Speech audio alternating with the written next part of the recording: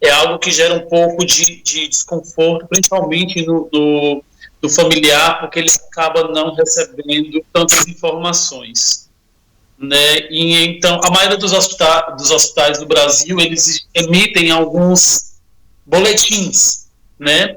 Mas devido à grande ocorrência do número de casos de internações em UTIs, acaba se fazendo um período mais alargado, ou seja, não fica bastante rotineiro.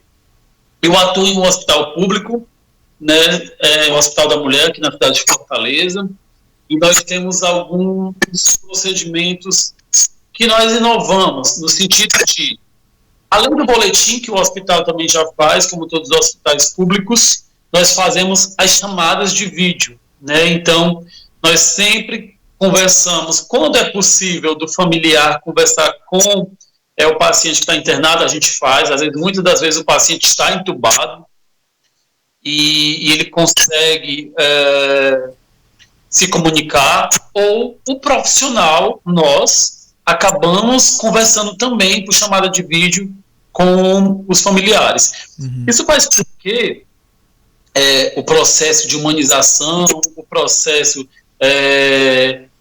de fé, as crenças nos profissionais da saúde do familiar perante essa situação cresça, né? Porque muitas das vezes eu mesmo já estive do outro lado, já fui um familiar que esperei bastante informações de amigos e de parentes internados, e a gente não tinha esse boletim.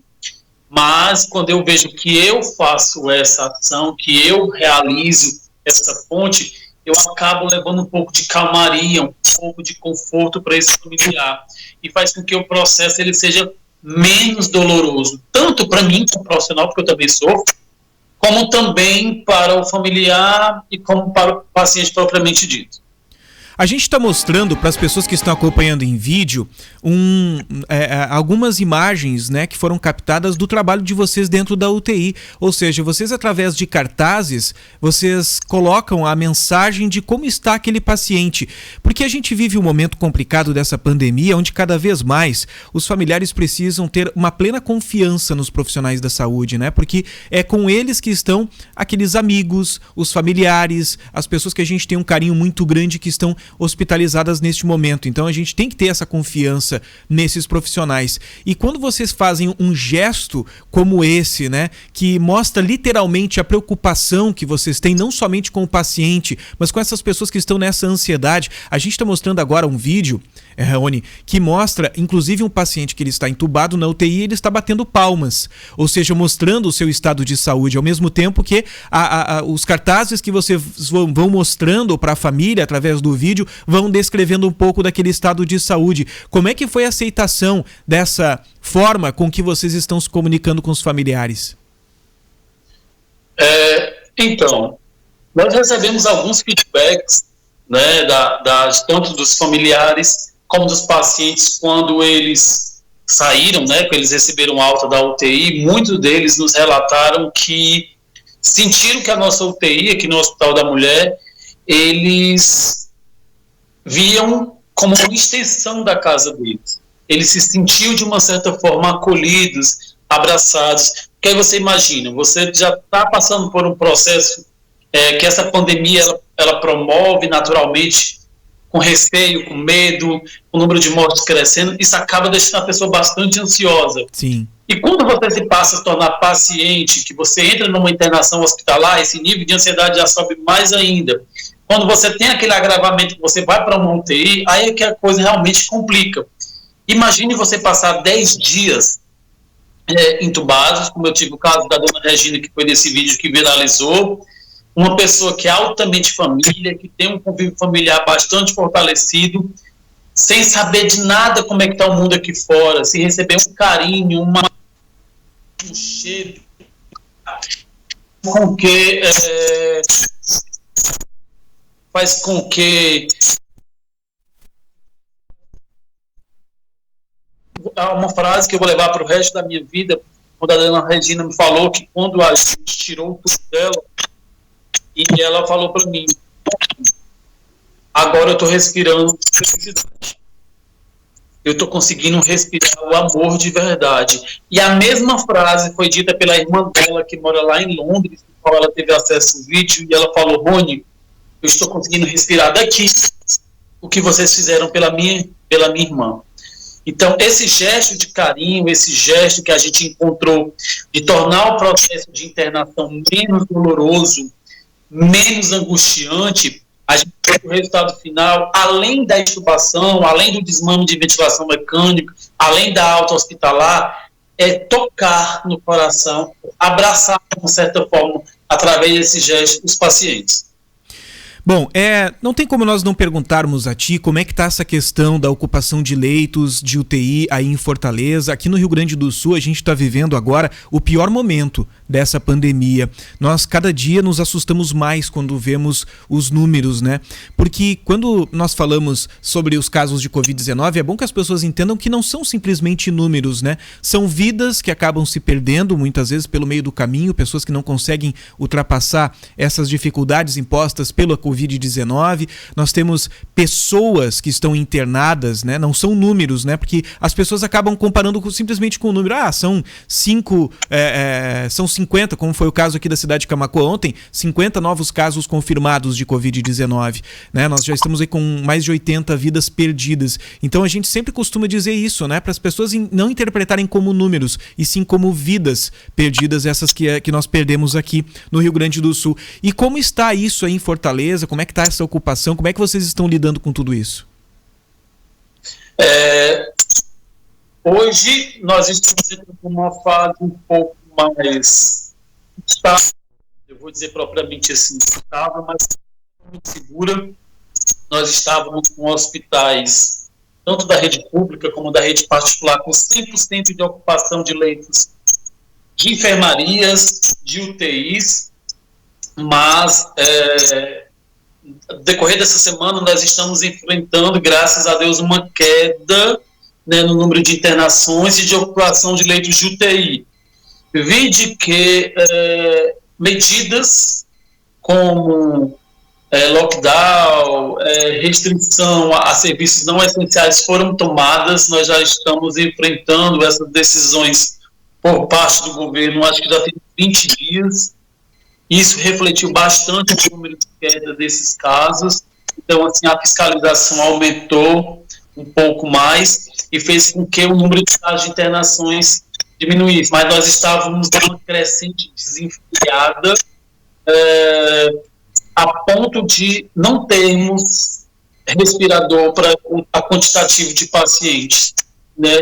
E com essa leva dessas novas variantes, acabava que os quadros se generalizavam rapidamente, então nós não tínhamos o controle para ter o manejo que nós já estávamos tendo desde que iniciou a pandemia, e acabava superlotando, acabavam tendo que centros cirúrgicos, salas de recuperação, ambulatórios sendo transformados em ambientes de UTI para suprir essa necessidade e fazendo com que outros serviços não ficassem sendo disponibilizados. Mas, graças a Deus, essa semana diminuiu bastante o número de internações. Aqui no Hospital da Mulher, nós comemoramos 1.500 internações com êxitos. Então, acabou que comemoramos. Estamos tendo uma rotatividade maior dentro da UTI, estamos tendo bastante altas da UTI também, a rotatividade está sendo muito grande, os leitos das enfermarias também estão tendo uma rotatividade grande, reflexo dessa conscientização da população. E é o que eu sempre falo, se a gente se esforçar um pouquinho mais, né, realmente viver mais do necessário, tentar buscar ações ou participar de coisas mais cabíveis, mais essenciais, já a gente consegue se livrar um pouco mais dessa onda crescente. Isso também, se a gente pudesse aliar a questão da vacinação, que eu acho que vai ser a ferramenta primordial, acho que para acessar esses casos, será a vacinação máxima. Para se ter uma ideia, aqui no estado do Rio Grande do Sul, a lotação ela é superior a 100%, né? Porque nós temos hospitais como o hospital aqui da cidade de Camaquã, que oficialmente são 10 leitos de UTI. Só que o hospital acabou improvisando, então nós acabamos ficando com 19, mas são leitos improvisados da Covid-19. Então isso acontece no Rio Grande do Sul inteiro, já passou de 100% de ocupação dos leitos de UTI. Recentemente, aqui na emissora, nós tivemos uma entrevista com a secretária estadual da Saúde e ela colocou um número alarmante, que nós tínhamos uma taxa de mortalidade nos leitos de UTI no Rio Grande do Sul de 60%, ou seja, a cada 10 pessoas que entravam nos leitos de UTI, 6 acabavam morrendo. Então é um número que foi surpreendente. Paralelamente a tudo isso, a gente tem um grande problema que nós não estamos conseguindo conscientizar a população sobre a gravidade do momento que nós estamos vivendo, né? Nós estamos há mais de um ano nessa pandemia, há mais de um ano a gente traz a público aquilo que é demonstrado pela Organização Mundial da Saúde, né, o Ministério da Saúde, os órgãos, os profissionais, de que as pessoas precisam se cuidar, que as pessoas não devem estar em aglomerações. E mesmo assim, nós temos vários flagrantes de festas clandestinas acontecendo, de aglomerações. A gente continua, hoje pela manhã, o nosso colega aqui, o repórter da emissora, Valério Veiga, esteve percorrendo a cidade e ele disse o seguinte: olha, pelo que eu estou vendo, a cada 3 pessoas que eu encontro na rua, somente uma está utilizando máscara. Então, o que acontece? Como é que é isso aí em Fortaleza? Vocês conseguiram conscientizar a população desse problema? Vocês estão conseguindo mudar essa realidade aí em Fortaleza? Ou a coisa está como aqui no Rio Grande do Sul, que a gente não consegue mostrar esse perigo todo para a população? Eu vejo que essa questão em relação a festas clandestinas, a eventos, às escondidas, ela é uma realidade de todo o país. Eu já vi várias pessoas, colegas de outros estados, fisioterapeutas, relatando a mesma coisa. Aqui no Ceará não era diferente, né? Então acho que até o final do ano passado nós estávamos vivendo algumas situações, alguns conflitos, mas eu vejo que aqui está mudando um pouquinho. Eu vi vários eventos que iriam acontecer mesmo com o governador, o prefeito aqui de Fortaleza, colocando essas restrições, que iam realizar de forma clandestina. Mas as pessoas se conscientizaram tanto, porque, como você falou na anterior, estão deixando de ser números, né? Acaba sendo que é a minha vizinha, é a mãe do meu amigo, é a minha tia, é a minha avó, é a minha mãe, e a população está ficando bastante alarmada, né? Eu percebo que as pessoas estão tendo um contato maior, contato que eu falo de conversa, de diálogo, com outras pessoas que estão penalizadas, isso acaba alertando de uma certa forma. Então, aqui, por uma cidade praiana, se tem bastante casa de praia, se tem bastante essa questão de barracas, que poderiam estar sendo realizadas essas festas clandestinas. No entanto, eu percebi que houve uma diminuição brusca, muito grande, né? Porque você vê que, por mais que Fortaleza seja uma capital muito grande, você acaba conhecendo muita gente. Muitas das pessoas relatam: nós tínhamos uma programação, mas não vamos mais. Eu fiz viagem para tal, com um grupo de amigos, não vamos mais. Porque as pessoas estão começando e estão vendo que a realidade é precisamente dessa inversão, não sei se aí vocês percebem isso, das vítimas da Covid, das vítimas graves mesmo. Na primeira onda, geralmente eram os idosos que eram mais cometidos, e os mais novos, eles conseguiam se escapar cada vez mais. Mas aqui está o contrário, né? Essa segunda onda está mostrando que os idosos eles estão conseguindo sair de uma certa forma mais rápida das internações, mas os jovens, infelizmente, eles estão ficando mais acometidos e crescendo o número de óbitos nessa faixa etária entre 30 e 50, 60 anos. Bom, enquanto você falava, eu dei uma espiadinha aqui nas participações dos nossos ouvintes que estão acompanhando essa nossa entrevista agora e eu pude perceber a grande quantidade de pessoas que estão mandando os parabéns a você, a toda a sua equipe, principalmente por esse atendimento humanizado. A gente vive em meio a tanta evolução tecnológica, né? E como faz falta justamente isso, né? Essa convivência com as pessoas, esse sentimento realmente de humanidade. Isso é tão difícil a gente encontrar essas coisas no nosso dia a dia. E vocês estão fazendo a diferença, mostrando esse tratamento humanizado justamente para aquelas pessoas que mais estão precisando agora. Exatamente. Eu estou completando agora, às 19 horas do dia de hoje, 36 horas de trabalho ininterruptas, seguidas. Eu poderia muito bem estar folgando hoje e não ter vindo trabalhar, mas a população ela está carecendo de profissionais especialistas nessa área e profissionais que têm um certo manejo, então eu me sinto na obrigação de estar aqui nesse momento, de estar desenvolvendo o meu trabalho que eu sei maior de fazer com esse tipo de paciente, que é o paciente crítico. Porém, como vocês bem falaram, eu preciso entregar minha maior ferramenta, né, que é a minha humanização. Acredito que eu possa saber as melhores técnicas em fisioterapia, usar os melhores aparelhos de fisioterapia, mas se eu não tiver o meu lado humanizado para esse paciente, nenhuma técnica, nenhum aparelho, nenhum medicamento ele vai surtir efeito.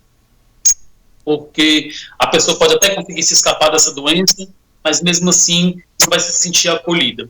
E o que eu quis passar com o vídeo, o que eu quis mostrar que a minha equipe, quando eu falo minha equipe, eu falo que é fisioterapeutas, enfermeiros, médicos, nutricionistas, psicólogos, farmacêuticos, eles estão aqui aptos, eles estão aqui desenvolvendo essa ferramenta que é gratuita, que é fácil, que é de uma grande amplitude, que é trabalhar a humanização dentro de uma UTI.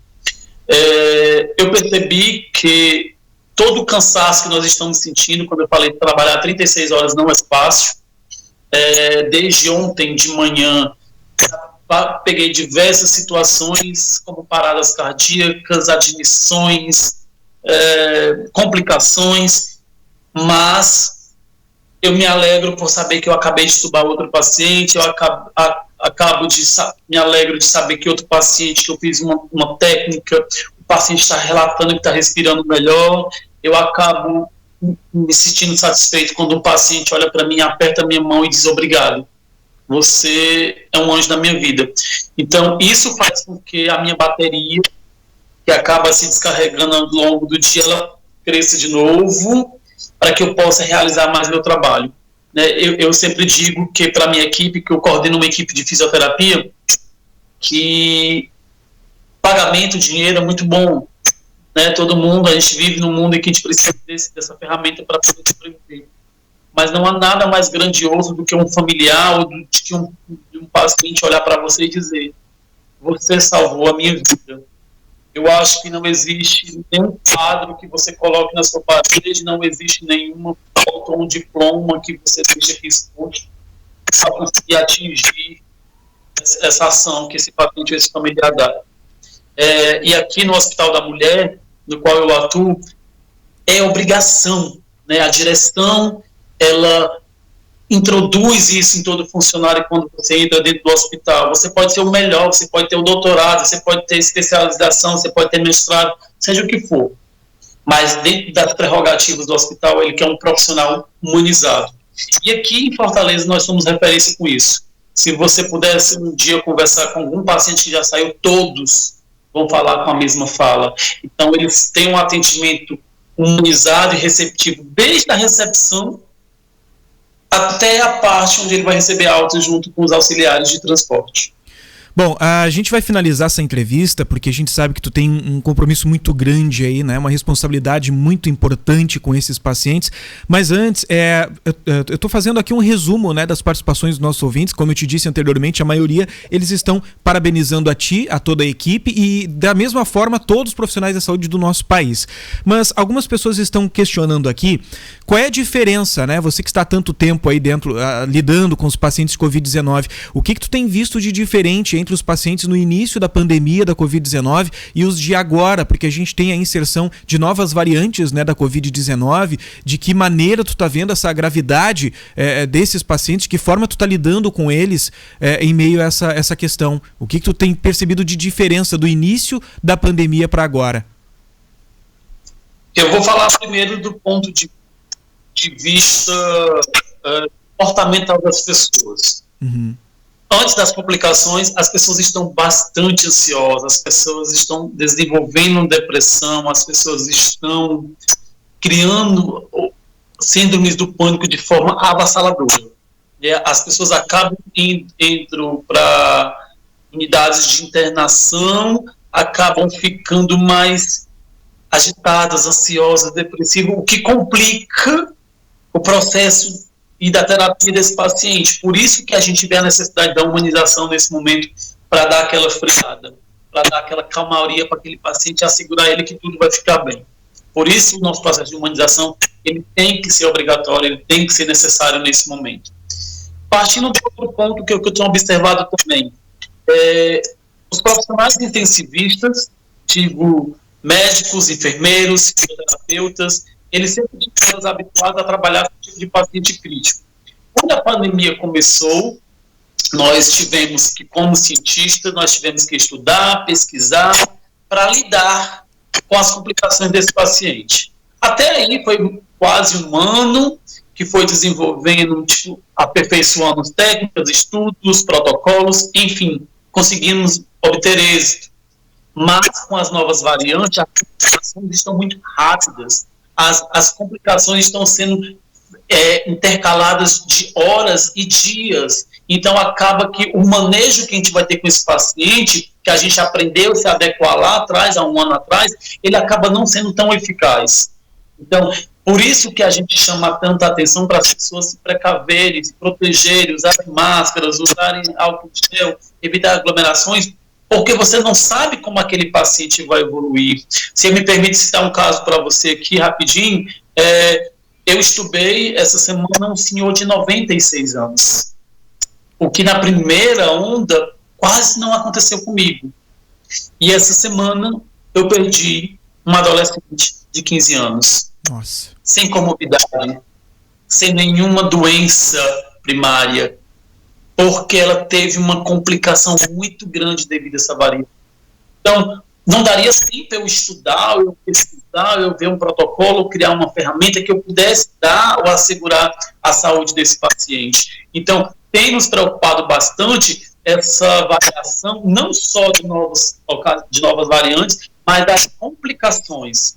Né? Eu ontem à noite perdi também, infelizmente, um senhor de 39 anos. Então, assim, um senhor rígido, que chegou dentro da universidade, a gente conversando, e que evoluiu com um franco desconforto respiratório em 2 dias, acabou sendo entubado, teve as complicações da Covid como paradas cardiorrespiratórias e infelizmente veio a óbito, o senhor rígido. Enquanto também eu estou com uma senhora na unidade de internação de 95 anos que está lá respirando, só com um cateterzinho, está tranquila, de aporte de ter alta.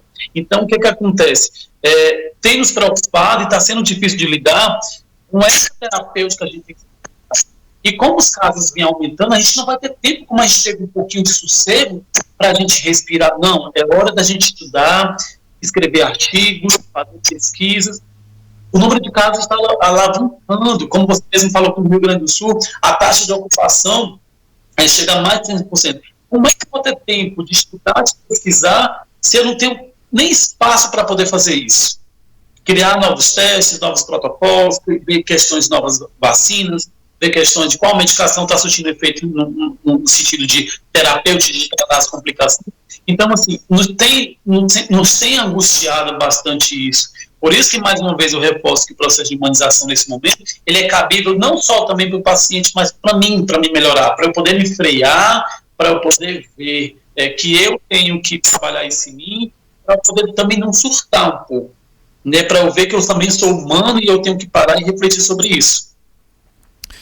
Olha, queria agradecer, né, por tu ter disponibilizado esse tempo. São mais de 30 horas ininterruptas de trabalho que você está desenvolvendo aí agora com esses pacientes. São mais de 30 horas simultâneas, só para o pessoal estar ouvindo agora. Ele começou ontem, no início da manhã, o seu trabalho, e ele está lá mais de 30 horas prestando esse atendimento importante.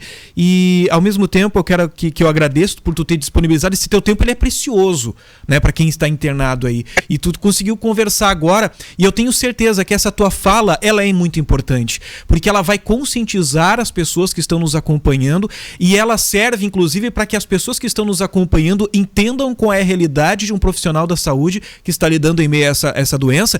E essa realidade não é somente do Rony lá em Fortaleza, ela é em todo o nosso país, ela é aqui do lado, é aqui na cidade de Camaquã, nas pessoas que estão ali no hospital, essa é a mesma realidade. Isso que está acontecendo lá acontece aqui também. E essas pessoas estão enfrentando uma pressão muito grande, lidando com seus pacientes todo dia, lidando com os familiares, lidando com uma pressão no aspecto geral, a falta de leitos, a falta de estruturas. Aqui no Rio Grande do Sul a gente já tem a falta de equipamentos, a gente tem a falta de medicamentos de intubação, e mesmo assim estão lá, firmes e fortes todo dia, lidando, agarrando a mão do paciente, tranquilizando ele, tranquilizando a família. Mais uma vez, parabéns, né, por essa iniciativa, por esse trabalho importante. Vai a nossa salva de palmas para todos os profissionais da saúde que merecem sim o nosso reconhecimento. Rony, grande abraço para você e para toda a equipe aí do hospital em Fortaleza. Eu que queria agradecer. Eu sinto bastante nos outros. Queria pedir ao povo gaúcho para ter um pouquinho de paciência, vamos guardar. Eu quero que isso passe, porque eu quero voltar para o sul. Eu já viajei bastante para aí, é uma região que eu amo, que é uma região bastante acolhedora também. É uma região que me preocupa, porque eu tenho amigos aí também, eu tenho amigos profissionais aí também que estão bastante cansados, e às vezes a gente troca figurinha, troca também protocolos que a gente tem que haver, e se conscientizem que logo, logo isso vai passar. Vocês têm uma região muito, muito linda, e que, a princípio, vocês precisam ter paciência, né? Entendam que várias vidas estão se indo, mas que a solução não depende só dos profissionais da saúde, depende mais da gente do que quem está lá na assistência. Meu grande abraço, se sintam abraçados de longe, sintam meu carinho, e logo, logo tudo isso vai passar, e vocês vão estar aqui também, passando em Fortaleza com a gente, sentindo um pouco do nosso calor, das nossas praias, do nosso sol. Certamente. Muito obrigado, então. Nós estivemos conversando agora com o fisioterapeuta de UTI, Rony Rodrigues. Ele atende no Hospital da Mulher, lá em Fortaleza, trazendo um pouco da realidade pra gente. E a gente vai mostrar mais um pouquinho das imagens do trabalho que ele está fazendo de humanização desses pacientes. Eu quero deixar bem claro para quem está nos acompanhando que relatos como esse, que o Rony Rodrigues, lá de Fortaleza, no Ceará, nos traz, quando a gente conversa com profissionais da saúde, aqui na nossa cidade, aqui em Camaquã e em outros hospitais, eles trazem relatos muito semelhantes. É o esgotamento, tanto físico quanto psicológico desses profissionais nesse momento. Então, a gente precisa se solidarizar com essas pessoas e, principalmente, ter a empatia de estarmos fazendo a nossa parte. Como ele deixou bem claro, o Rony, agora nessa entrevista, a gente precisa estar se precavendo para que a gente não precise entrar dentro de um hospital. Essa evolução do quadro de saúde de moderado para grave é muito rápido. A gente não sabe como cada um de nós vai reagir ao estar cometido da Covid-19. Então a gente precisa, primeiramente, se precaver, para que a gente não precise estar tendo que ir ser internado em um hospital, porque a gente não sabe como vai ser a evolução do nosso quadro. Então, vamos estar todos juntos. Eu achei muito importante essa entrevista, que foi proposta pelos meus colegas da equipe de jornalismo da Acústica, para a gente conscientizar as pessoas do que está acontecendo. É grave o que acontece em nosso país, mediante essa nova pandemia, essa pandemia e essas novas variantes da Covid-19, as ocupações acima da capacidade em todos os estados. A gente já está tendo a falta de medicamentos para intubação. A gente não quer que mais pessoas amigas nossas, conhecidas nossas, estejam se acometendo e perdendo suas vidas. Então, conscientização. Essa é a palavra-chave nesse momento para superarmos essa questão tão difícil da Covid-19.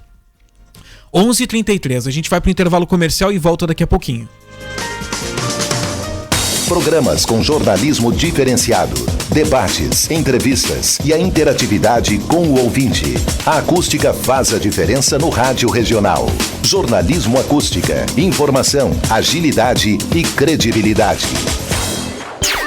Acústica e a hora certa. 11h33. As melhores ofertas para o fim de semana é no Kroloff. Costela em tiras e janela Montana quilo 17,99. Linguiça de frango Primo Canto 7,99. Sobrecoxa Lari Daniele quilo 6,78. Queijo mussarela Late Passos 21,90. Refrigerante Fizz 2 litros 2,38. Vazio para churrasco Zimmer quilo 26,95. Vinho JP 750 ml 8,97. Beba com moderação. Krolov, sempre fazendo parte da sua vida. Tá sentindo aí esse